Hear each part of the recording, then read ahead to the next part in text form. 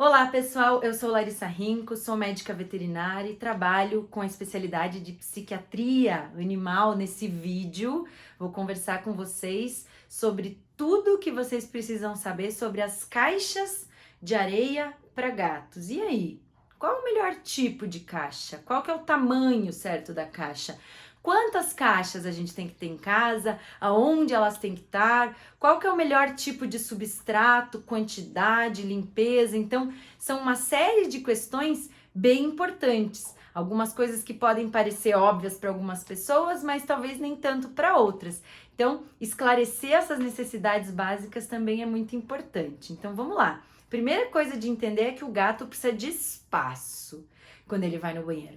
Então não dá para ter aquelas caixinhas minúsculas, super apertadinhas que mal cabe o gato lá dentro. Então começa por aí, a gente tem que ter caixa grande. Quão grande, Larissa? A gente usa de maneira geral uma base que é 1,5 vezes o tamanho do gato. Como que vocês vão medir isso? Mede o gato da pontinha do nariz até o bumbum, sem considerar a cauda, mede isso. E aí o comprimento da caixa de areia, 1,5 vezes esse tamanho. Esse é o tamanho mínimo ideal. Os gatos preferem muito mais as caixas abertas ao invés das caixas fechadas, porque as caixas fechadas diminuem o espaço, atrapalha, eles querem girar, eles querem cavar para todos os lados, aquele rabão maravilhoso ocupando espaço. Então o ideal é favorecer mais as caixas abertas, bem como rasas. É muito mais confortável entrar numa caixa rasa do que numa borda muito elevada. Quando a borda é mais elevada, pelo menos um dos lados tem que ser baixinho para eles entrarem. Quantas caixas a gente tem que ter dentro de casa?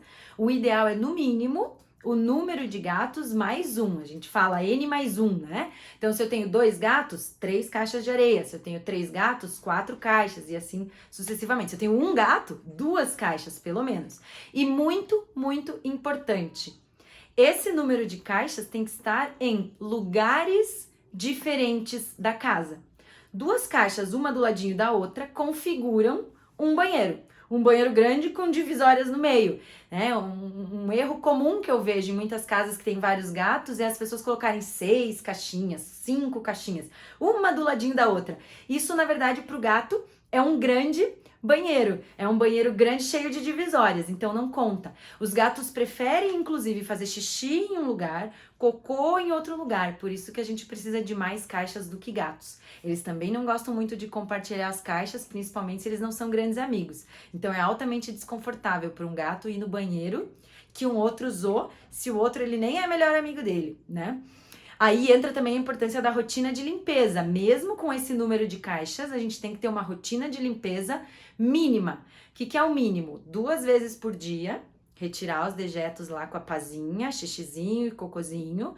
E 1 vez por semana joga tudo fora, lava essa caixinha com aguinha e sabão e areia nova, fresca, sem cheiro, né? Então essa rotina de limpeza é muito importante. E quanto mais gatos na casa, mais frequente também a gente tem que limpar.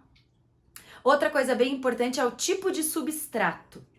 Então, o tipo de substrato ideal é aquele que lembre ao máximo areia, que lembre ao máximo terra, porque é onde o gato naturalmente faria, né? Então, o que lembra mais terra ou areia? Granulação fina. Então, os gatos gostam de verdade de areia bem fininha e principalmente que faça torrão. Então, não pode ser aquela areia que quando eles urinam, a urina espalha, assim, sabe? E não fica o torrãozinho. Inclusive, gente, há trabalhos científicos em que já se fez um levantamento que areias que não formam um torrão predispõem a cistite nos gatos. Então, a síndrome de Pandora é uma doença que tem como fator de risco o uso exclusivo de areias que não formam torrão.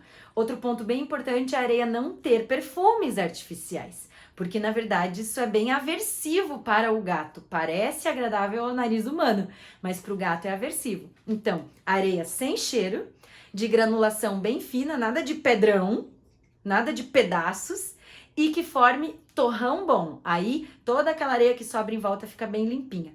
E para finalizar, acho que a orientação que eu não comentei ainda é a disposição das caixas em casa. Então elas têm que estar em lugares diferentes e, de maneira geral, os gatos preferem urinar e defecar na periferia do seu ambiente e não em regiões centrais. Então a gente tende a posicionar as caixas de areia nos cantos, justamente, na lavanderia, lá na sacada, no final de um banheiro, em volta do território do gato.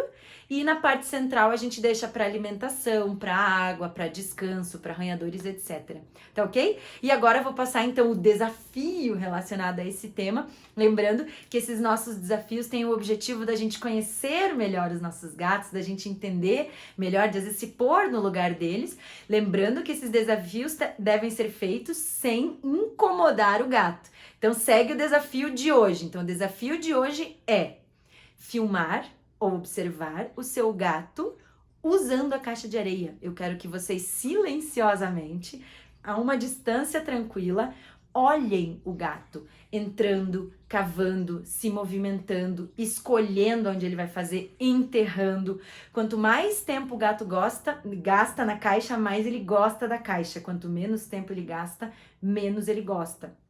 Então, para a gente conhecer melhor nossos gatos, o desafio de hoje é filmar o gatinho usando o seu banheiro, ou para fazer xixi, ou para fazer o cocô, filmando em silêncio, sem atrapalhar esse momento do gato. E aí posta no Stories e marca a Psiquevete, que a gente vai repostando para que esse conhecimento chegue aí para o máximo de gateiras e gateiros do nosso Brasil. Tá ok? Muito obrigada, era isso que eu queria explicar nesse vídeo para vocês e amem muito seus gatos.